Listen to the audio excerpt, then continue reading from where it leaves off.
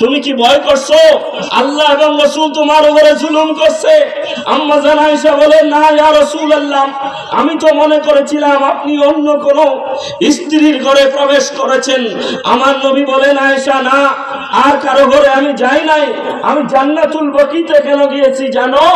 আজকে এমন রাত, লাইলাতুল নিসফে মিন শাবান, আল্লাহ পাক নিকটবর্তী আসমানে এসে ডাক দেন, বান্দা তোমাদের মধ্যে কে আছো গুনাহগার, মাফ চাও, আমি মাফ করে দেব।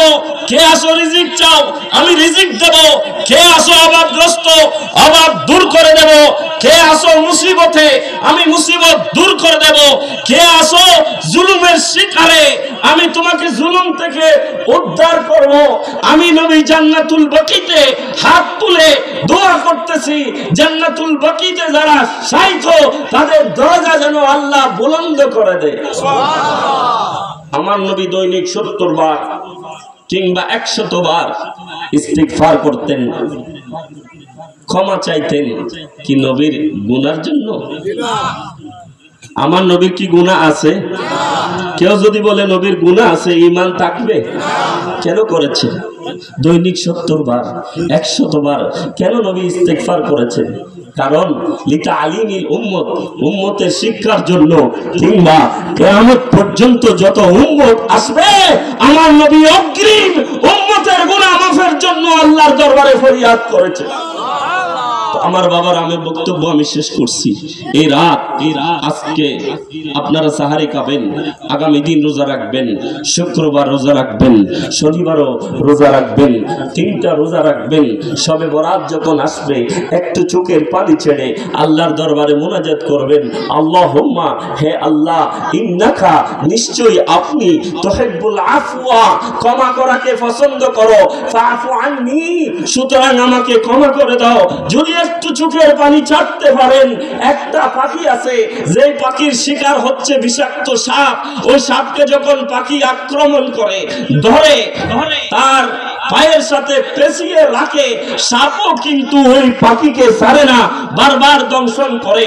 পাখিটা সাপের বিষে জর্জরিত হয়ে গাছের একদম উঁচু ডালে, মগ ডালে গিয়ে সাপের বিষে জর্জরিত হয়ে যায়, কিন্তু ওই পাখি সাপটাকে ভক্ষণ করতে পারে না। ঠোঁটটা নিচের দিকে সে নামিয়ে দেয়। অবশেষে লালা ঝরতে ঝরতে ঝরতে ঝরতে এক সময় বিষ মুক্ত হয়ে যায়, সম্পূর্ণ সুস্থ হয়ে যায়। তার খাবার ওই সাপকে সে ভক্ষণ করে। আমার যুবক ভাইরা, মুরব্বী বাবারা, পর্দার অন্তরালে যারা শুনছেন, আমার মা ও বোনেরা, আমরাও যদি বৎসরের 5টা রাতের এই একটা মূল্যবান রজনী, শবে বরাত, লাইলাতুল নিসফে মিন শাবান, কোরআনের ভাষায় লাইলাতুল মুবারাকা, এই রাতে যদি একটু চোখের পানি ছাড়ি, আমার আল্লাহ রহিম, আমার আল্লাহ রহমান, আমার আল্লাহ গফুর, আমার আল্লাহ গফফার, আপনি যদি নবীর উসিলা দিয়ে সালাতু সালাম আদায় করে দোয়া করেন, আমার আল্লাহ আমাদের গুনাহগুলো মাফ করে দিবে। বলেন, চোখের পানির দরকার আছে না নাই? একটু আওয়াজ দিয়ে বলেন।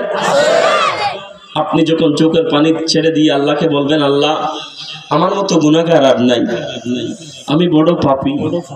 আমার আল্লাহ বলে, বান্দা, তুমি যখন তোমার গুনার কথা স্মরণ করে অনুশোচনা করো, অনুতপ্ত হও, তওবা করো, আল্লাহর কাছে বেশি ভালো লাগে। কারণ মায়ের এই জায়গায় থাকার কারণে এটাকে আরবিতে বলা হয় রেহেম।